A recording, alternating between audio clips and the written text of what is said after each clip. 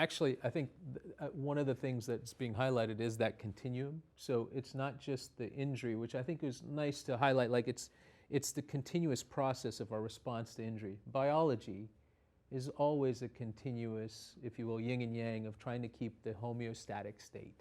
And so as atherosclerosis is happening or thrombosis is happening, it's happening all the time. And part of why I think we've had this, as I called it, medical school description is we're always prisoners of what we've learned as therapeutics at that time. So one might imagine that with aspirin or early antiplatelet therapy, we focused a lot on antiplatelets. And then with vitamin K antagonists like warfarin, we focused a lot on, let's say, broad, non-specific anticoagulants. So the new era of other therapeutics has now started to teach us to think broader. And I would say we think the same about cholesterol and lipids and inflammation, and we're starting to learn that about other disease processes. Well, along those lines, maybe you can just review for our audience what the guidelines are in general for atherosclerosis. So we'll focus quite a bit on antithrombotic therapy here in a bit. But other than that, if someone's got athero, yeah, so even just describing athero together, right? And so, you know, I think about this a fair bit because my wife's a primary care physician and she spends a lot of time saying, you know, can you distill all that fancy stuff down into what do I need to do in clinic? And so one way of thinking about that is, do they have known clinical atherosclerotic disease? So there are a lot of people at risk. Do they have known clinical atherosclerotic disease? One caveat is we're thinking more and more that the diabetic patient should be considered to have known clinical atherosclerotic disease. But aside from that, there's prevention, primary prevention, and then there's secondary prevention. So I'll start with, let's say the easier group, the secondary prevention. People that have had a heart attack, people that have had a stroke, people that have peripheral artery disease. We can come back to how strong the guidelines there are. For those patients, in addition to antiplatelet, antithrombotic, which we're going to talk about in a second, there are cholesterol or what I'll call lipid guidelines. And those lipid guidelines have continued to show us that, in fact, the LDL hypothesis at least, saying that if you can get the LDL down as low as possible, and the current guidelines are less than 70, those patients have fewer cardiovascular events.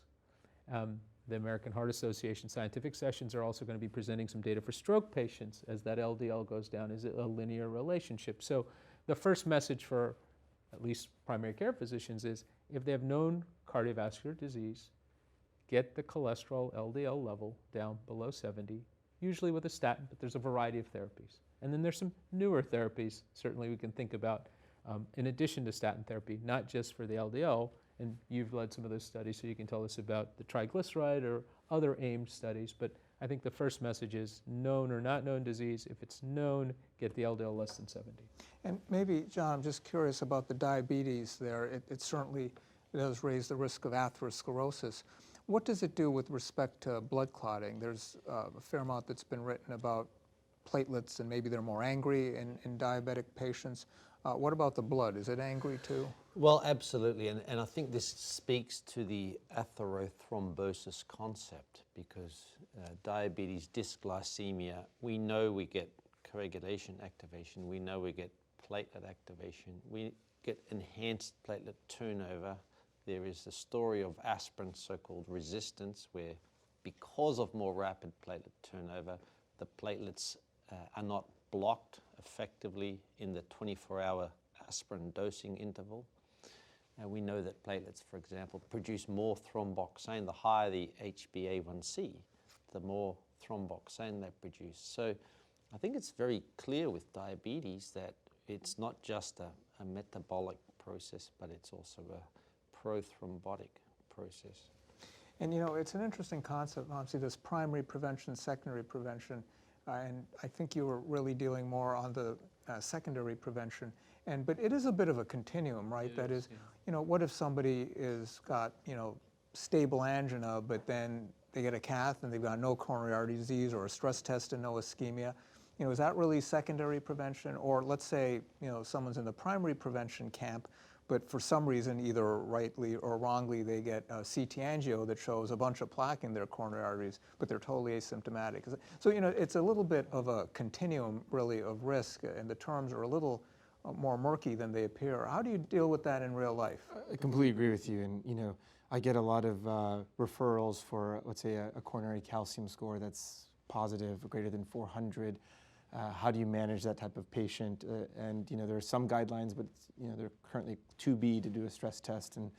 And we currently use events to determine if someone has a primary or secondary endpoint. But as we know, when we do IVIS or OCT, we see the thin cap fiber atheromas. We see distal embolization even when we do angiograms.